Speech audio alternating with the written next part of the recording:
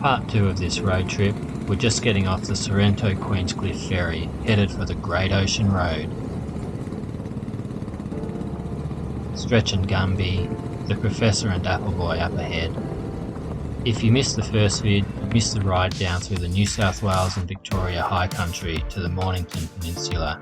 Chase it up for some specky scenery. The Great Ocean Road runs for 243 k's between the towns of Torquay in the east and Allansford in the west.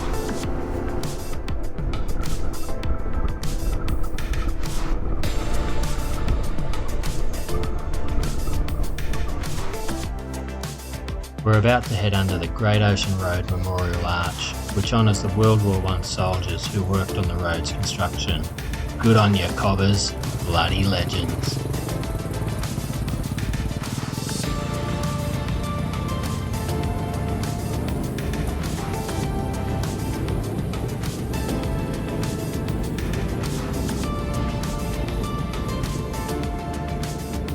Some of the towns you'll pass through on the Great Ocean Road are Anglesea, Lorne, Apollo Bay and Port Campbell. Great places for a pie or sausage roll from the local bakery, or a bead bracelet, dream catcher, or tie-dyed shirt if you're in for a spot of shopping in a tourist town.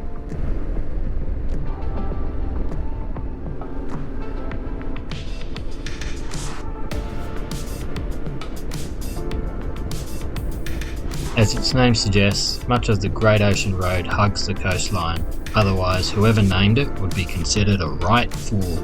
The main exceptions are when heading around the Great Otway National Park and west of Peterborough. So expect plenty of water views and the occasional idiot who stops around a bend in the middle of the road in their SUV so they can take a nice picture. Good way to find out if your emergency braking technique is up to scratch.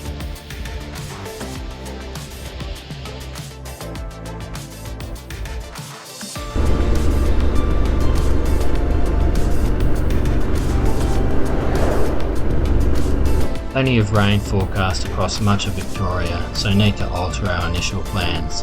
Lucky we got a formidable brains trust to quickly set out a new plan.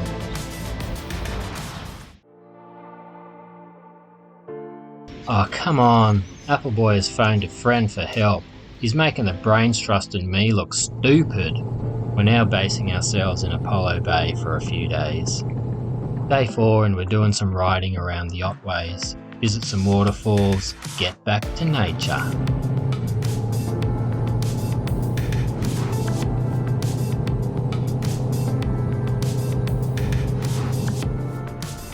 The first 10 or so k's of Turton's track is tight and winding. Much of it with a low 40k speed limit. You could go faster, but you could also end up in a fern. First off, we're heading to Boychamp Falls. Once there, we found out from car park to falls it's over 2k's round trip walk. Stuff that, we decided. Now we're headed to the Redwoods and Hopetown Falls, just a few k's down the road. The Redwoods is a small grove of Californian redwoods growing strongly in the Otway National Park. They were planted over 85 years ago and currently stand at 60 metres in height. And they're still growing. With a bit of luck, they'll grow to over 100 metres.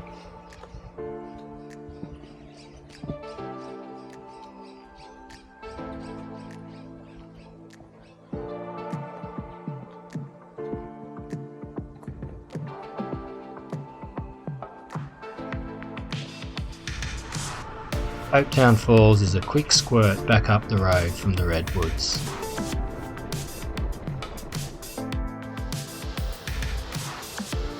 The falls are 30 metres in height and it's a 500 metre wander down to the falls, far more civilised compared to Boychamp Falls.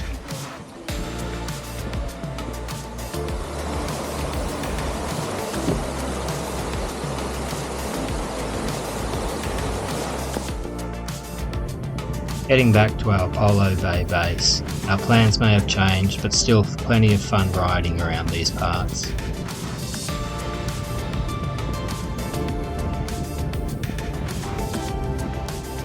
Day 5 was wet and gloomy, plenty of long faces in the morning, and by mid-afternoon we were getting pretty twitchy, so headed out for a short ride to the Cape Otway Lighthouse. Visibility ranged from not much to stuff all at times.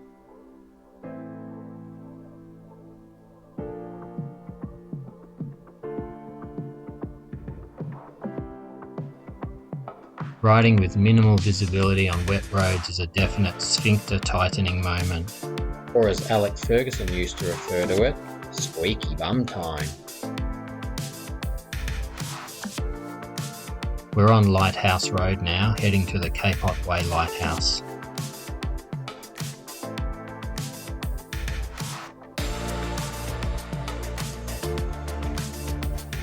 Visibility got better on Lighthouse Road, which was just as well for this little fella.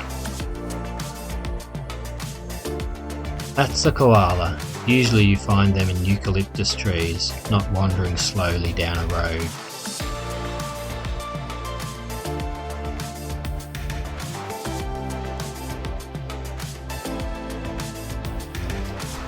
The Cape Otway Lighthouse is the oldest lighthouse on mainland Australia, built in 1848.